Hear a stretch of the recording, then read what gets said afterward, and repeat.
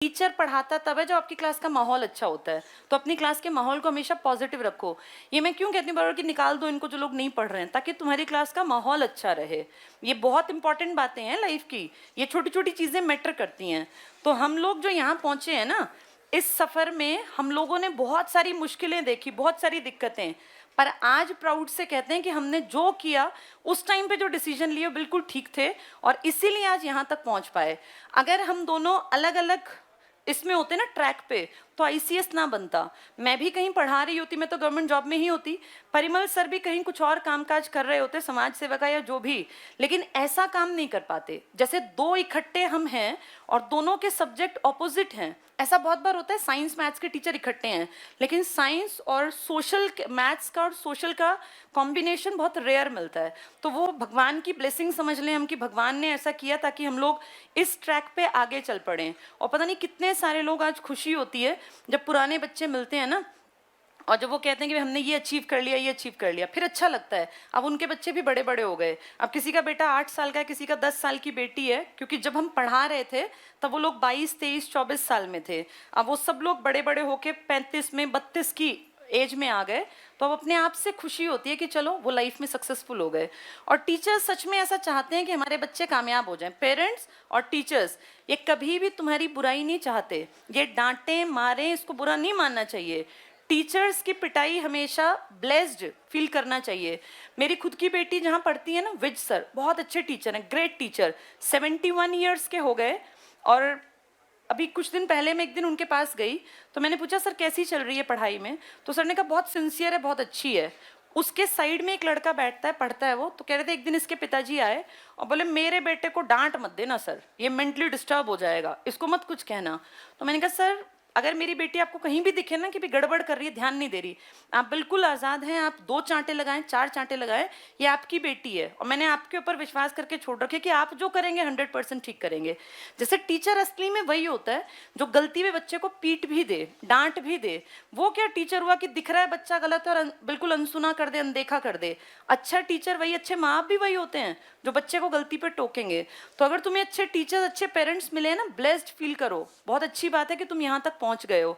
अब आगे का सफ़र तुम्हें तय करना है। आज मैं बेसिक बैच में एक बात कह रही थी, 2 चीज़ें लाइफ में इंपॉर्टेंट होती हैं, एक टीचर और एक स्टूडेंट। टीचर का काम होता है रास्ता दिखाना और स्टूडेंट का काम होता है उस रास्ते पे मेहनत करना। ये दोनों जब इकट्ठे होंगे ना तब बात बनेगी।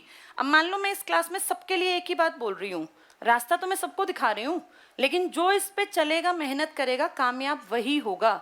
इसीलिए एक ही कमरे में बैठने वाले कुछ लोग जिंदगी में आगे बढ़ गए और कुछ बहुत पीछे रह गए, कुछ ईर्ष्या में, जलन में, बुराई में रह गए और कुछ लोग लाइफ में आगे बढ़ गए। ये दोनों चीज़ें पॉजिटिव होनी चाहिए, बिल्कुल पॉजिटिव। रास्ता भी ठीक हो और मेहनत भी अच्छी हो, इन दोनों को मिला के ही आदमी सफलता हासिल करता है। तो सफलता के लिए दोनों चीज़ें ज़रूरी है। अब हम कोशिश कर रहे हैं कि जो रास्ता तुम्हें दिखाएं वो ले जाए सफलता पर तुम्हारे बिहाफ पर दोनों का मिक्सचर है लाइफ में सक्सेस। ठीक है, तो इसलिए खूब पढ़ा करो। और ये जिस दौर में तुम जी रहे हो ना, ये जिंदगी का सबसे बेहतरीन दौर है। तुम्हें अकल आएगी 15 साल बाद कि बहुत अच्छा दौर था, पर इसमें मेहनत करोगे ना तब जिंदगी अच्छी है। टाइम पास करोगे तो कुछ नहीं है। इस टाइम को अगले 50 सालों तक जिंदगी को बेहतर बनाने के लिए इस्तेमाल करो। मैंने अगर 1998 में 10वीं में मेहनत ना की होती, 2000 में मैंने 12वीं में मेहनत ना की होती और फिर डाइट में और नौकरी में, तो आज 2022 आने वाला है, मैं ये बातें कैसे कर रही होती। ये चीज़ें ना 1-2 महीने, 1-2 साल की नहीं होती। अब तुम सोचो, मुझे मेहनत करते करते कम से कम 20 साल हो गए। अगर मैं 12वीं से भी गिनूं तो 20-22 साल से मैं मेहनत कर रही हूँ। इसका फल है जो मुझे आज मिला है। जैसे बहुत लोगों को मर्सिडीज तो दिख जाती होगी, लेकिन वो चीज़ नहीं दिखती ना कि इस इंसान ने मेहनत कितनी। ये सबके साथ है, मेहनत करनी पड़ती है। मैंने कितने अपनी बेटी के बर्थडे नहीं मनाए हमने, ये किसी को थोड़ी पता है। मेरी बेटी का बर्थ के बाद ना एक बार बहुत बीमार हो गई थी, क्रिटिकल, इतनी क्रिटिकल कि हॉस्पिटलाइज्ड रही थी आईसीयू में। तब ये थी हार्डली मेरे ख्याल कितने महीने भर की, कुछ 8-10 महीने की। 2000 की घटना है, 8 की, ये 9 की, 8 में तो इसको एक बार प्रॉब्लम हुई थी तो हमने यहीं दिखाया था। फिर हम दिल्ली लेके गए गंगाराम में, और इसकी हालत इतनी गंभीर थी कि आईसीयू में, जैसे उस टाइम पे ये फीड मेरे ही ऊपर डिपेंड थी। तो डॉक्टर ने कहा कि भाई इसकी माँ को और इस बच्चे को यहीं रोकना पड़ेगा।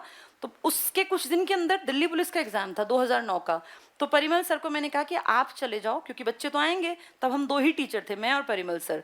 तो परिमल सर को सोचो अपने वाइफ को, अपने बच्चे को आईसीयू में छोड़ के और तुरंत भागना पड़ा, क्योंकि कल क्लास में बच्चों को क्या कहेंगे हम कि हम नहीं पढ़ा रहे हैं, हमारी बेटी बीमार है।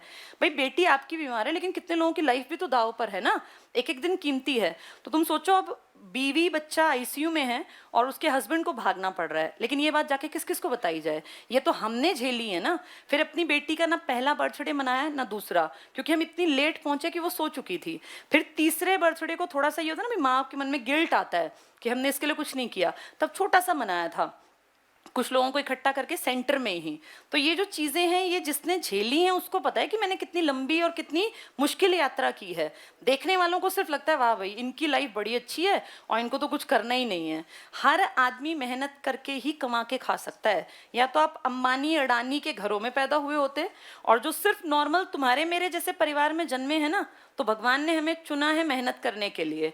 मेहनत करोगे तो आगे बढ़ोगे, अदरवाइज कुछ नहीं है लाइफ में। तो खूब मेहनत किया करो, पढ़ा करो। ये दिन दोबारा नहीं आने, मेहनत के दिन भी और मौज मस्ती के दिन भी। लाइफ को एंजॉय भी करो, लेकिन पहली प्रायोरिटी इंडिपेंडेंट बनना।